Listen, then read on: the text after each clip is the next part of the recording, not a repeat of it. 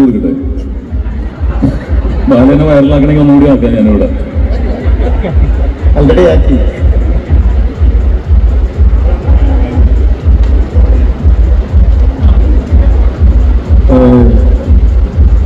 എല്ലാവർക്കും നമസ്കാരം.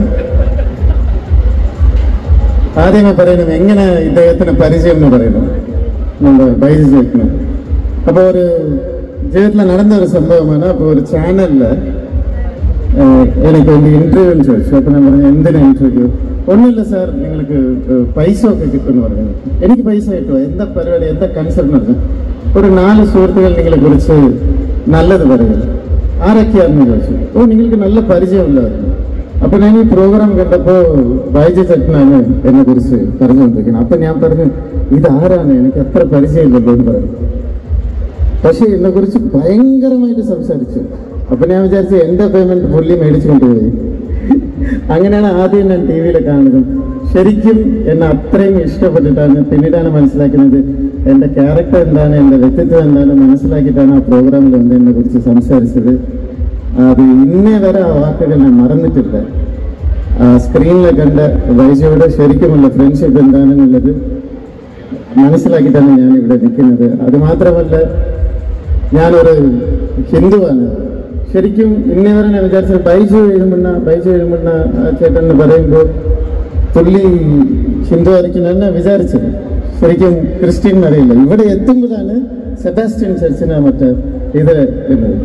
സത്യം പറയാണ്, ഇന്ന് രാവിലെ 5:45 മണിക്കായിരുന്നു 6 മണിക്ക് ഞാൻ ചർച്ചിൽ പോയതാണ്. അത് വല്ലപ്പോഴും ഞാൻ അങ്ങനെ ചർച്ചിൽ പോകാറുണ്ട്. ഇന്ന് ഞാൻ 6 മണിക്ക് മാലാല ചർച്ചിൽ പോയി പ്രാർത്ഥിച്ചിരുന്നു. ഇന്നത്തെ ദിവസമേ എനിക്ക് ഭയങ്കര ഐശ്വര്യമുള്ള ദിവസം. എനിക്ക് തോന്നുന്നു ഇന്ന് ഈ ജീവിതം തുടങ്ങുന്ന ഇവർ 2 പേർക്കും ഇന്ന് രാവിലെ എനിക്ക് മെസ്സേജ് കിട്ടി. ജീസസ് പറഞ്ഞു നിങ്ങളുടെ ജീവിതം അടിപൊളിയായിരിക്കും. മനസ്സാരെ സ്വന്തം എനിക്ക് ഇൻഫർമേഷൻ വെളുപ്പിനെ കിട്ടി. ഇനി നിങ്ങൾക്ക് ജീവിതം മുഴുവൻ കിട്ടും, ഐശ്വര്യം കിട്ടും. പിന്നെ ഒരു വാക്ക് കൂടെ പറഞ്ഞേ പറ്റും. ഈ വേദിയിൽ ഡാഡിക്ക് കയ്യടി കിട്ടിയില്ലെന്ന് പറഞ്ഞു. ഇപ്പൊ കിട്ടും, ഇപ്പൊ കിട്ടും. ഇദ്ദേഹം കാണുമ്പോൾ മനസാക്ഷി തൊട്ട് നിങ്ങൾ പറയും, യാരാണ് യൂത്ത്? ഈ ബൈജു അങ്കിളാണോ ഡാഡി യൂത്താണോ? സത്യത്തിൽ നിങ്ങളാണ് ഈ വേദിയിലെ യൂത്ത്.